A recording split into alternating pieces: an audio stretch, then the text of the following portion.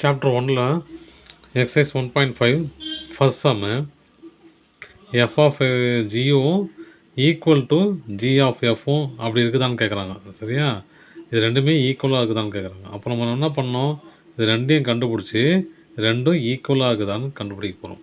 ஓகேவா, இப்போது ஜி ரெண்டாவது இருக்குது, எஃப் முன்னாடி இருக்குது இல்லையா. அப்போது ஜியை எடுத்து எஃப்பில் போடணும். எஃப்பில் போட என்ன வரும் பாருங்கள், எக்ஸ் ஸ்கொயர்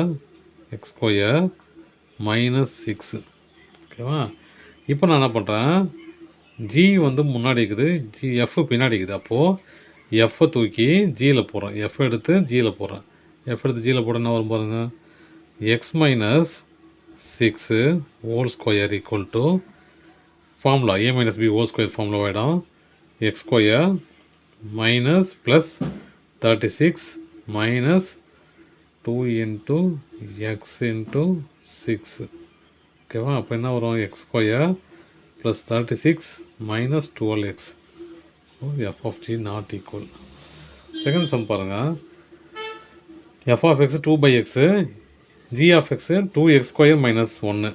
இப்போது ஜி எடுத்து எஃப்பில் போடணும். எஃப்பில் போட்டால் என்ன வருது பாருங்கள், ஜி எஃப் இருக்குது, ஜியை தூக்கி எஃப்பில் போடணும். 2x² -1. இதை ஒன்றும் பண்ண முடியாது, அவ்வளோதான் இல்லையா. அடுத்து எஃப் எடுத்து ஜியில் போடும். எஃப் எடுத்து ஜியில் போட்டு பார்ப்போம் என்ன வருதுன்னு பார்ப்போம். 2 × 2/x ஹோல் ஸ்கொயர் -1 2 × 4/x². ஏன்னா ஸ்கொயர் ஆகிடும்ல, மேலே ஸ்கொயர் கீழே ஸ்கொயர் ஆகிடும். -1 = 8/x² -1. ரெண்டு ஈக்குவல் ஆகுதா, இல்லை வேறு வேறு, அப்போ நாட் ஈக்குவல். தேர்ட் சம் பாருங்கள், x + 6/3 3x - 6. ஜி எடுத்து எஃப்பில் போடுறோம். ஜி எடுத்து எஃப்பில் போட்டால் என்ன வருது பாருங்கள், 3 - x + 6 / 3. இது ரெண்டையும் ஆட் பண்ணால் 9 - x/3. ஓகேவா, இப்போ நான் பண்ணுறேன், எஃப்ஐ எடுத்து ஜியில் போடுறேன். எஃப்ஐ எடுத்து ஜியில் போட்டு பார்த்தா என்ன வருது பாருங்கள், x + 3 - x + 6/3. இதை கிராஸ் மல்டிப்ளை பண்ணிக்கலாமா, பண்ணால் என்ன வரும் பாருங்கள், 9 - x + 3 ஹோல் / 3 ஈக்குவல் டு ரெண்டையும் ஆட் பண்ணால் எவ்வளோ வரும், 12 12 15 15 - x/3. 15 - வராது இல்லையா. இப்போது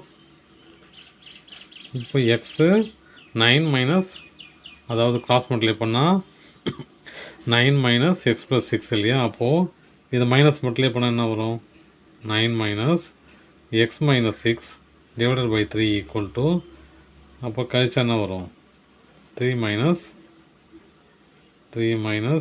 x/3 3 - x/3.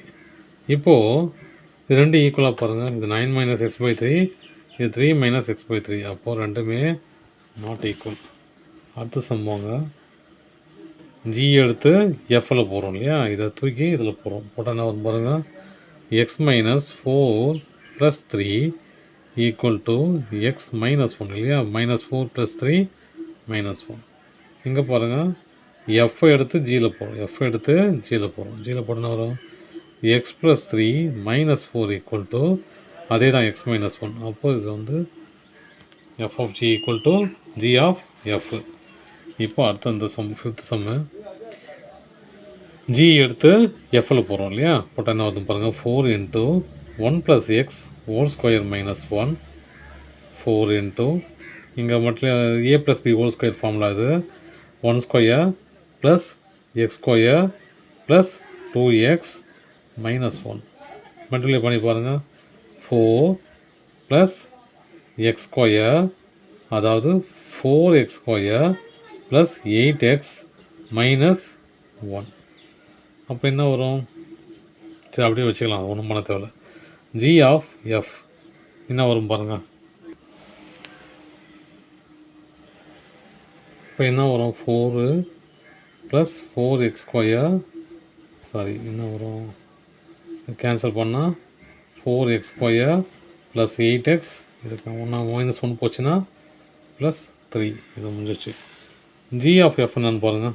G of F GIF எடுத்து ஜியில் போடணும் இல்லையா?